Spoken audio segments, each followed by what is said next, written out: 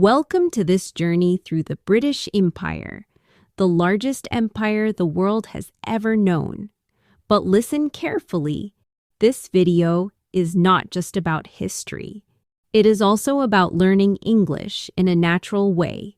From this video, you will learn how to understand and use important English words like ambition, settlers, independence, legacy, exploit, how to connect history with simple English sentences, how to expand your vocabulary while enjoying a real story. So, by the end of this video, you will not only know the entire history of the British Empire, you will also improve your English step by step.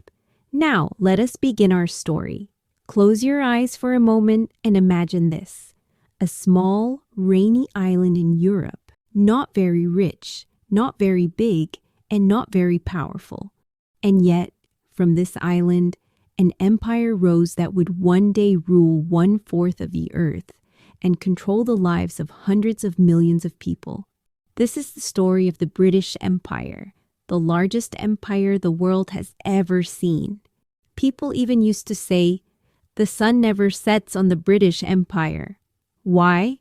Because in every corner of the world, whether in Asia, Africa, America, or Australia, there was always some land under British rule where the sun was shining. Our story begins in the 1500s. At that time, England was not strong. Spain and Portugal were the real giants of exploration.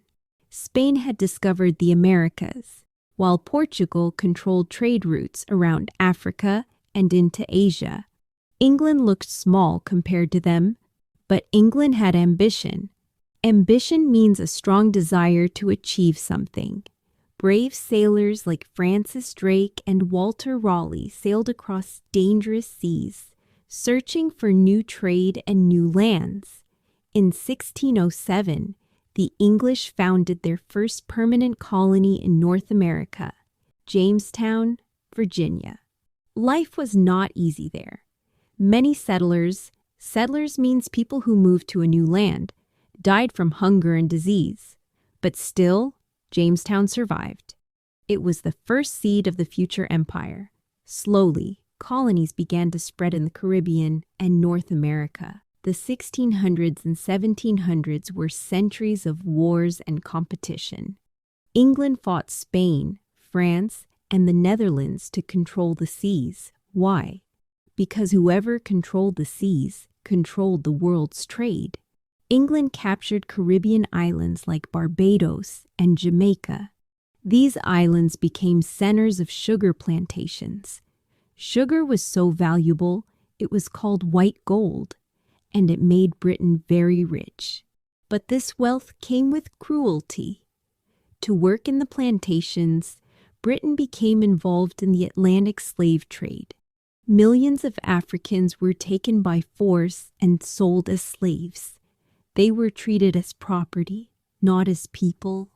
This was one of the darkest chapters in British history. Meanwhile, in India, the East India Company started as a trading company. At first, it only bought spices, silk, and cotton. But step by step, it became more powerful. It built forts, created its own army, and started ruling land. A company was slowly turning into a ruler. By the late 1700s, Britain had become a giant trading nation. But then came a disaster, the American Revolution. The 13 colonies in North America were unhappy with British taxes and rules. They wanted freedom. In 1776, they declared independence. That means they wanted to rule themselves, not be controlled by Britain. A long war followed, and finally Britain lost. The colonies became the United States of America. For Britain, this was a huge shock.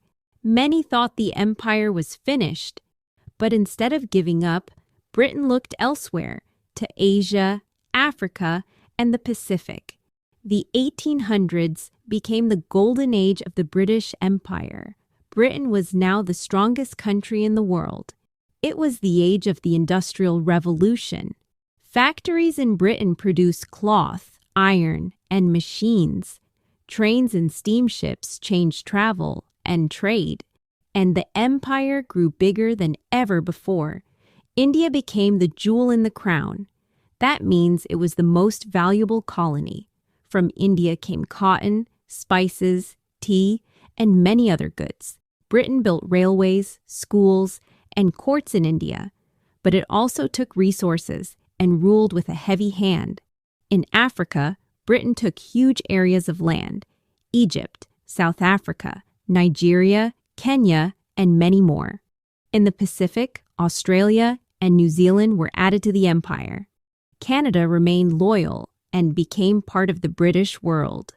By 1900, the British Empire ruled over 400 million people and controlled about 25% of the world's land.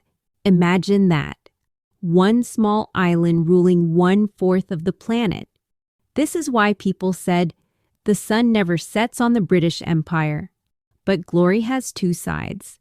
Britain spread English, built railways, and introduced modern laws. But at the same time, it exploited many people and their resources. To exploit means to use something unfairly for your own benefit.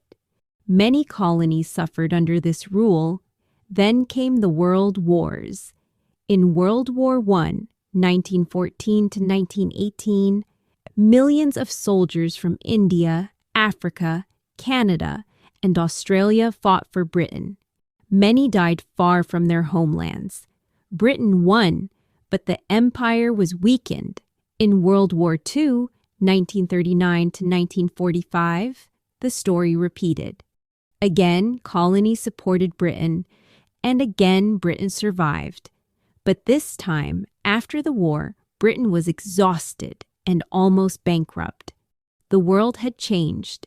The United States and the Soviet Union were now the new superpowers. Britain could no longer control its vast empire.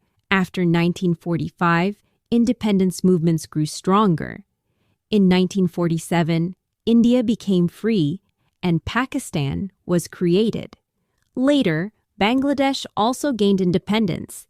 In the 1950s and 60s, many African countries became independent: Ghana, Nigeria, Kenya, and more. In the Caribbean, colonies also became free nations. And finally, in 1997, Hong Kong was returned to China. The empire that had lasted for more than 400 years was gone. But the story does not end there. The British Empire left behind a powerful legacy. Legacy means something left from the past that still affects the present.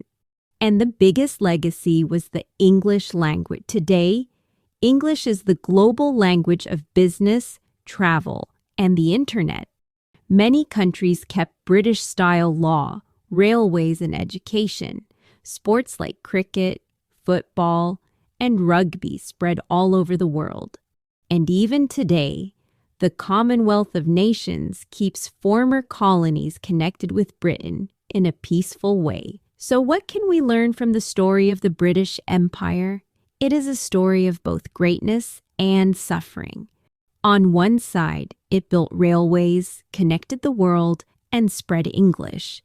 On the other side, it took resources, ruled harshly, and caused pain to millions. From a small, rainy island, Britain built the largest empire the world has ever seen. And though the empire is gone, its influence is still alive in our languages, our sports, our education, and even our laws. And for you, this story is not only about history, it is also about learning English. You have heard words like ambition, settlers, exploit, independence, and legacy. Each word tells part of the story. Each word makes your English stronger